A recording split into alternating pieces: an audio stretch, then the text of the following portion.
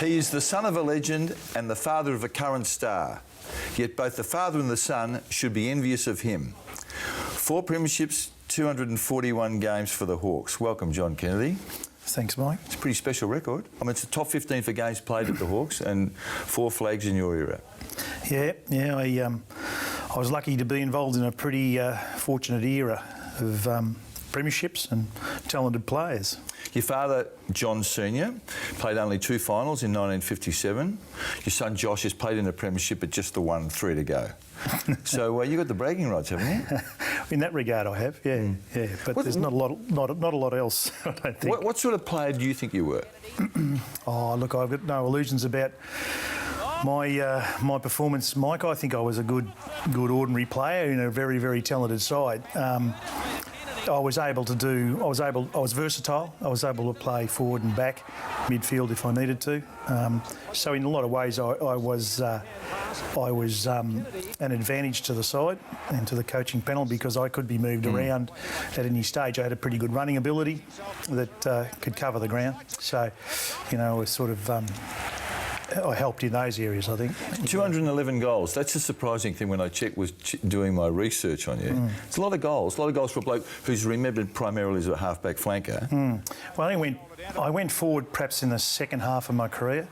I think more to play, initially was to play a more defensive role in the forward half, and it came about as a result of, I think we were playing the Swans in Sydney. Mark Browning, that's right. And Yabby asked me to just sit on him for the game. And I was able to do that, and we won the game. And subsequently to that, I was able to then play the rest of my career basically forward and on the ball. How heavily did the name John Kennedy weigh on you? Was there a period of your life where you sort of just wished you were someone else? I spent a lot of my life at the football club. It wasn't a normal childhood in that respect. I was always down there with Dad at training, and I suppose the only time I thought that maybe I was being targeted as a result of being the son of John Kennedy was when I played my first practice match down at Stradbroke Park in Kew, and we played an intra-club practice match, and generally speaking, when Hawthorn played intra-club practice matches back then, they were pretty willing affairs. Yeah, they were willing. Yeah. And I remember being batted from pillar to post during the course of that game and thinking I'm going to need to grow up pretty quickly here, otherwise I'm going to get What age were you then? I would have been 18. Did your father, was he chairman of selectors when you started at Hawthorn? Yes, he was. And did he step down because of your involvement? No, he didn't. He stayed there for a little while, and yet Yabby often used to say to me that he was my harshest critic, and if it ever did come to the crunch, whether I was to play or not, he always voted me out. Really? Yeah. And did you resent that? Oh, I just felt. I felt it was unnecessary. I felt if he should have just made the call, but he didn't see it that way. He said, to be fair, it's not my decision, it's the coach's decision ultimately, and I'll vote him down. But I think that was only at the very start. After that, that situation didn't arise, particularly when Dad was there. I think he was only there for 1 or 2 years as chairman. But now, your father was a revered football figure. I mean, that's beyond doubt. There's the legend of John Kennedy and there's the reality of being John Kennedy's son. What's the difference, the fundamental difference for you? It's a different picture than what is seen in the public. Certainly at home, it was. I never felt that Dad ever brought the situation of football into the home. He was always even-tempered, bar once, and I think this is on record where we were all sitting down having tea, my brothers and sister, and Mum brought the food to the table, and it was sort of like a casserole, but she'd snuck a bit of tripe in there and she'd mixed it up, and we weren't big fans of tripe, and I said, Mum, this has got tripe in it and I'm not having it. At which point he slammed the fist on the table. You'll eat it, son. You'll eat it. Or there'll be nothing left tonight, nothing more tonight, and there'll be nothing more tomorrow night or for the rest of the week. Wow. So I ate it. So what age were you then? Oh, I would have only been about 14, 15. Was he scary at home? No, I didn't find that, but that night he was. How was it at home when you were reluctant to practice piano? And I mean, did he get into you about that? Was he a disciplinarian in the sense of what you did with your schoolwork? Yeah. He he'd be up early every morning, and he'd bound their bedroom was at the top of the house, and he'd bound down the hallway and whistling. So it was 5:30 in the morning, making big noise. So we'd all wake up, and he'd knock on all our doors. And so I think my sister was up first. She'd do half an hour. Then I'd have to do half an hour, and then my brothers have to do half an hour. We all did it, and it was. Till we got to an age where we just rebelled enough so we didn't want to do it anymore. I know you failed piano in year 12 because your D-Lo mates have told me that. But did you play at Peter Swab's wedding? Yeah, I played at the start of the wedding. Yeah, just a little entrance song for Swabby. Waltz down the aisle. You still tickle them or not? Yeah, time to time. Do you? Yeah. And my son plays a fair bit. He's very good at it. That's Xavier? Xavier, yeah. He played at his cousin Luke Ball's wedding? Yeah, he played at Luke's wedding. Yeah. He's very good at it. Very talented. So something I lack a bit in that regard. Mike? Don't be modest, mate. It doesn't suit you. You had a wild side when you were young. I mean, some people say you've still got it, but you certainly had a wild side when you were young. Was it a deliberate attempt to sort of rebel against this image of the patriarch that the John Kennedy name evoked? Oh, no, I don't think... A wild side's a bit radical, I would have thought. Is it? Mike. Yeah, I don't think... Not according to the 50 blokes that you played football with. Yeah, no. This is my view of you from what I gleaned from the outside, that you were a master at making the bullets and even a greater master at getting others to fire. Well, there might be a little bit of truth in that, but I don't... I always have a fairly... relaxed attitude to things, and I like to have a bit of fun. There was no doubt about that. I loved being around the guys. I loved the camaraderie and all the things that go with being involved in a team sport. And that's the real benefit of being, well, from my point of view, being at the footy club. And I don't think I said I had I don't deny I had a lot of fun, and we as a group we had a lot of fun. But I don't think I was a sole contributor to that. No, I'm not saying you were the sole contributor. Yeah, no. There's a couple of blokes there that, well, I'm not sure what role Bucky would have played, but Dipper and Rodney Eade, a few of those boys would have been into the pranks, wouldn't they? Yeah. Well, Rodney amazes me these days how mature he's become, particularly television. But. Yeah, no, they were all, it was good fun, Mike, so, and we enjoyed ourselves, there's no doubt about that. Do you think Josh Kennedy has as much fun playing football as his father did? Well, I think that to a degree he does. I think he's they are generally under far more scrutiny, and I don't think they can, I think we had a lot more fun as players and as a team because we were going overseas a lot too, in exhibition games and doing all that sort of stuff. And so we were grouped together all the time, and yet we were also able to go and do other things, and that was fairly relaxed. Josh is in Sydney. It was a major story at the time, 2009, the Hawks part company with a Kennedy. You didn't like that, did you?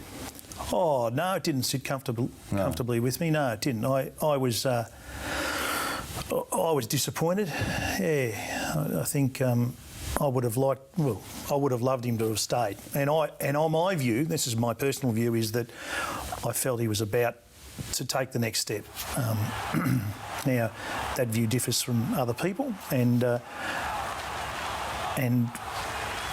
reality is that the decision was made to go, and that's been a decision that has been very good for Josh. Very good for Josh. But let's go back to the time. Did you make representations to Clarko about putting the case for Josh to stay? No, I didn't. Not at the time. No. Josh. You saw Clarko, didn't you? No, during the course of the year, I spoke to Clarko, and Clarko was. Josh hadn't played in the seniors. I think he'd played one game up till halfway through the year, and then I spoke to Clarko and said, "Look, I want to put my case forward, other than to say that we just I don't want to get to the end of the year and find out that you're going to let him go and he's not up to it. You don't know whether he's up to it, or you haven't been able to really tell. So all I said, well, if you get an opportunity, can you just try and play him? Yep. This was for the last 9 games.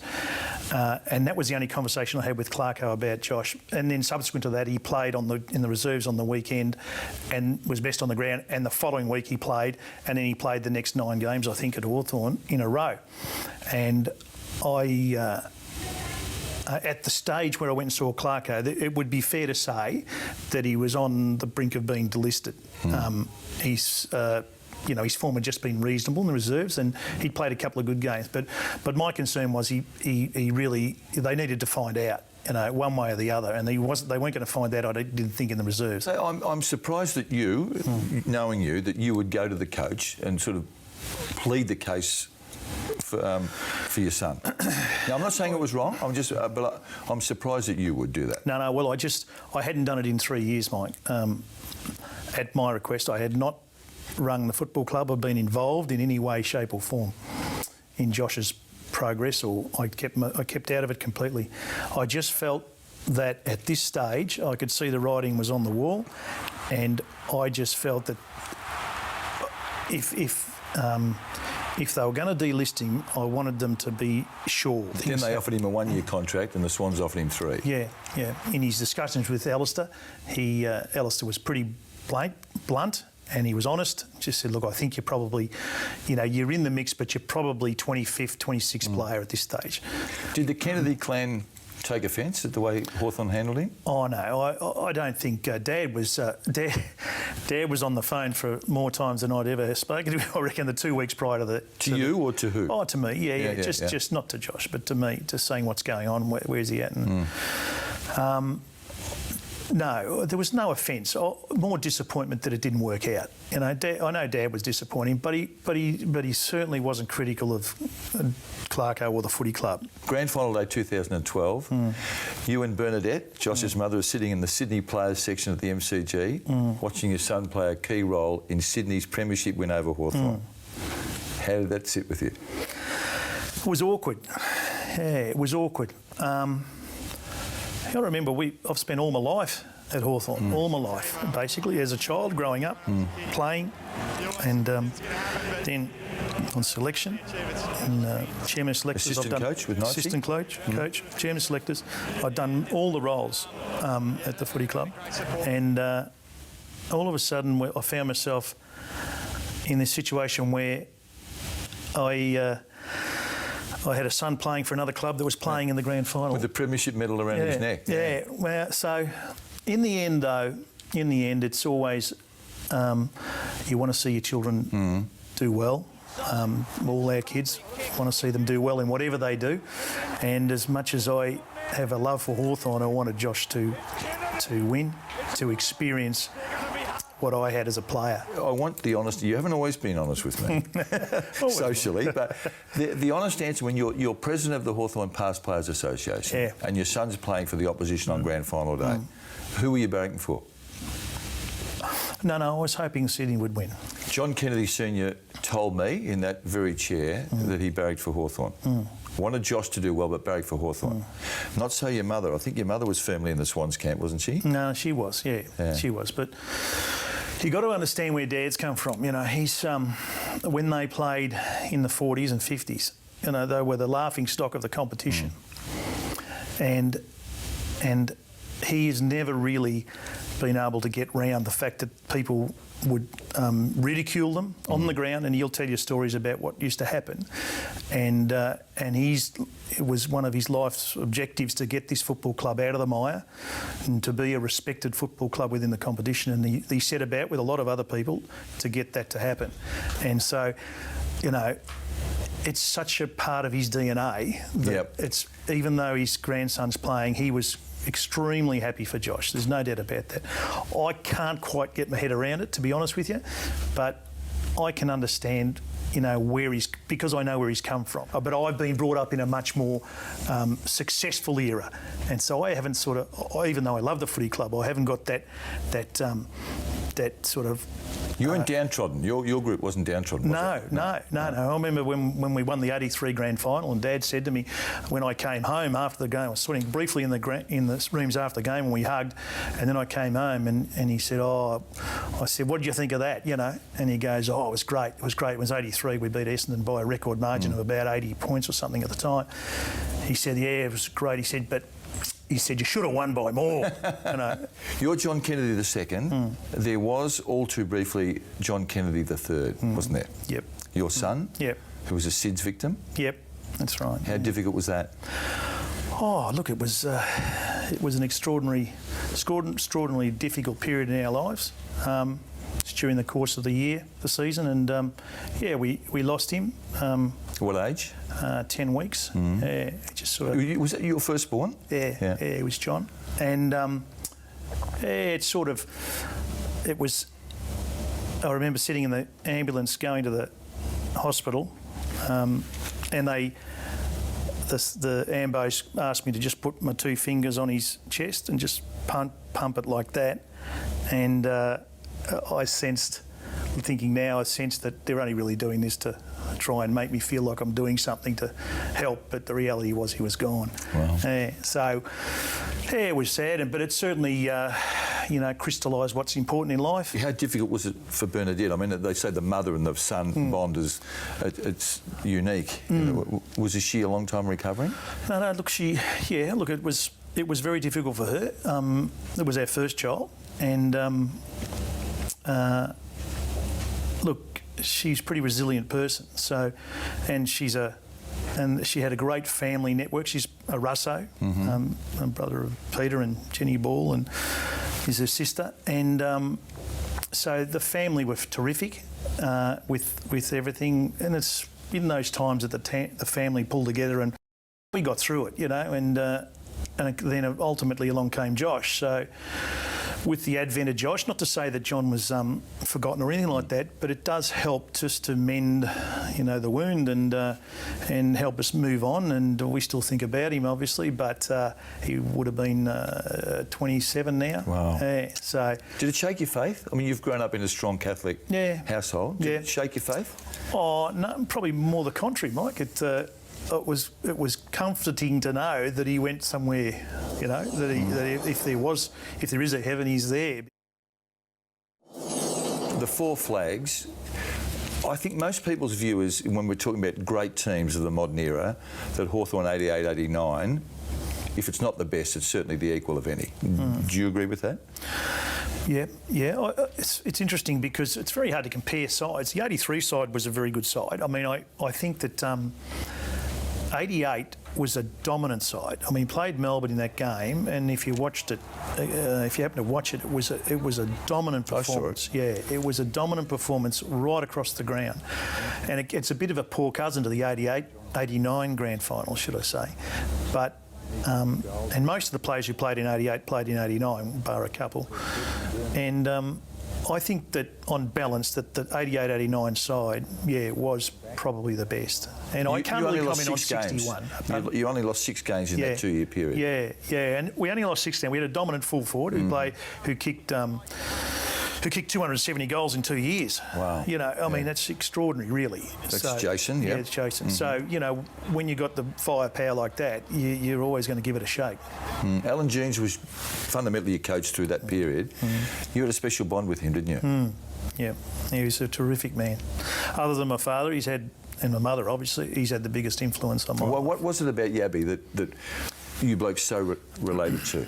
Well, I think it was his ability to communicate with each of us as a group and also as individuals. And he had a wonderful sense of humour, although that wasn't portrayed in the media. And he was vehemently protective of his players, and we loved that, and we trusted him. And even though there were times he would tell us to our faces what the issues were, he would never, pillory us in the press or get after us individually in the media. Now that's changed a little bit, I understand that, but we respected that. Did you as a player or the playing group get caught up in the enmity between Hawthorn and Essendon? That certainly Yabby didn't like Essendon and didn't have a healthy relationship with Kevin Sheedy. Did that flow on through to the player group? Look, it did on match days. There's no doubt about that. I think, I don't think we were certainly.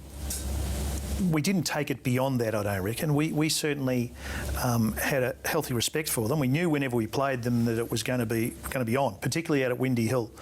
But what about the anger that spilled over at the start of the grand final? That was a wild brawl. Remember, was that 85? 5, I think, yeah. I mean, that was. But people who've only seen football today couldn't believe that it was as violent as it was at the start of that grand final. No, well, the year before, we were instructed not to get involved in any fighting. Yep.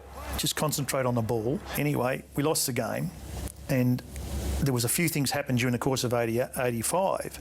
And Alan said at the start of the game, he said, if anyone gets hit, I want you to all go in and make sure that you pull and scrag and get them off.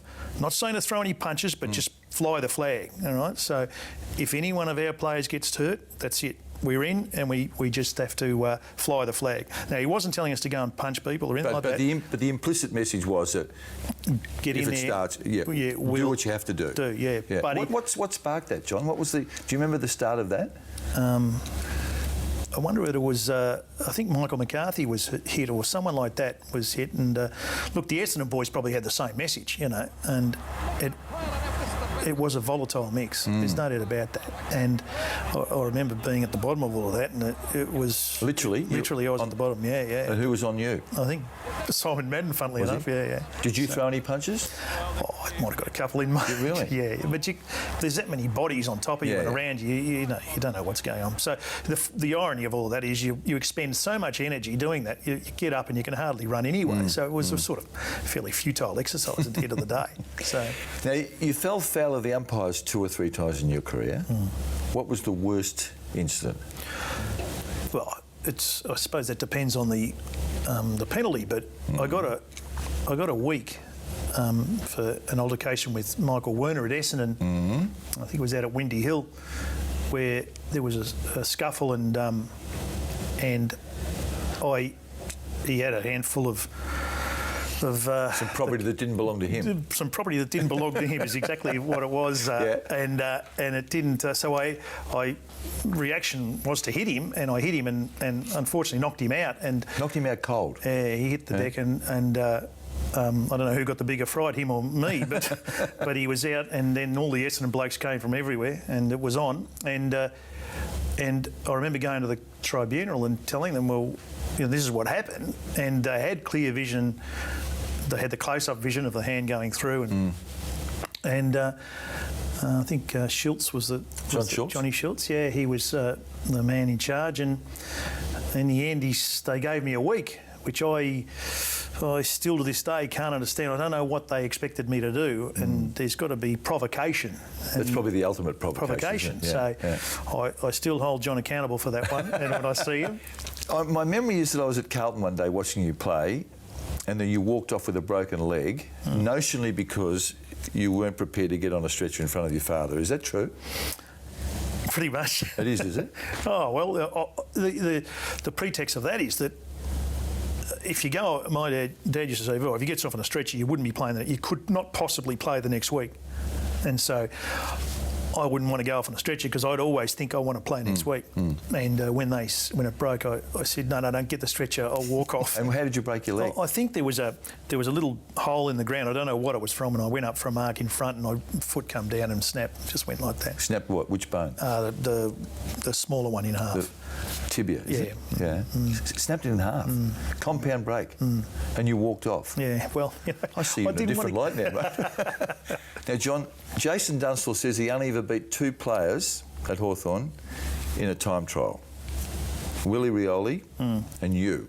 And the year he beat you was 1988. There was a reason for that, wasn't there? Oh, we'd come back from an exhibition game in London, and we'd been going flat out for a couple of weeks, and we got back and we had a 10-lap time trial, and I got to about the 8th lap, and I must say, Mike, I'd been in a pretty good paddock, so I was carrying about another, I was probably 5 to 10 kilos heavier than what I should have been, and I was running the 8th lap, and all of a sudden the lights went out and I hit the deck, and I woke up with a couple of the trainers around me, and I knew there was something wrong. I wasn't quite sure what had happened, but I could feel my heart racing, and anyway, there was all the players were at the finish line, and the trainer said, "Don't get up."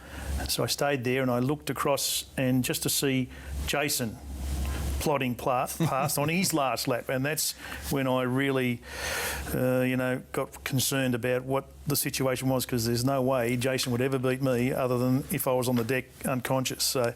So he did. He beat me home. But you had a serious heart condition, didn't you? Yeah, I had a arrhythmia, but it meant that you couldn't run very far without it going out of whack and racing to 300 beats a minute. 300? Yeah, so all of a sudden you'd lose consciousness. 1983, Colin Robertson wins the Norm Smith. You and he both played extremely well in the same area of the ground. You both wear numbers in the 30s. You both similar colouring and build. You both had moustaches. Yeah. Were you robbed of the Norm Smith? Now, tell me the answer you gave me before we came on. No. If you go back and have a look, Robbo did play a pretty good game. I think one of the things with Robbo, unfortunately for Tim, knocked Tim over. Tim Watson. Yeah, yep. And so he was the focus of a lot of attention for the course of the game. So, I wonder whether that may have had an impact on the decision at the end, because people were watching him all the time. But he did play a good game, Robbo. So, it's, when you get to my age and you've finished your career, it's nice to have those things to look back on. But I don't. Ultimately, we won the game. I understand that. I know that, and everyone says it's a team game, and it is. Yeah. But when they said, and ladies and gentlemen, the winner of the Norm Smith medal is, did you think it'd be John Kennedy? Oh, no, not at the time. No, not at the time. No. I knew I'd played okay, but you're so wound up in the fact that you just won. I mean, that was our first premiership, my group. What was your favourite prank? I know it's a big field, but what was your favourite? Pulling the chain off your bike and seeing you spin your legs around, those little legs. Outside the Sereno pub. Yeah. Who did this? I knew who did it. Yeah. When I looked over the window and saw 30 blokes led by you laughing, I knew who did it. No. It was that was funny watching you do that. Yeah, it was funny. Yeah, everyone gets some joy out of something. Yeah. It's been a great career. There's no doubt about that. The 4 flags. You're in the top 15 for games played with Hawthorn. Yeah. Well, I might need some counselling, Mike, because I've got a father that's a legend, you tell me, and I've got a son that's a premiership player and an All-Australian and a best and fairest. And maybe I'm out in the cold. No, you're not out in the cold. I'm in the cold. Because as the Kennedys say, it's about a team thing, and you've got 4 flags and they've got one between them. Yeah. So well played. Yeah. Thanks very much, Mike. Good on you.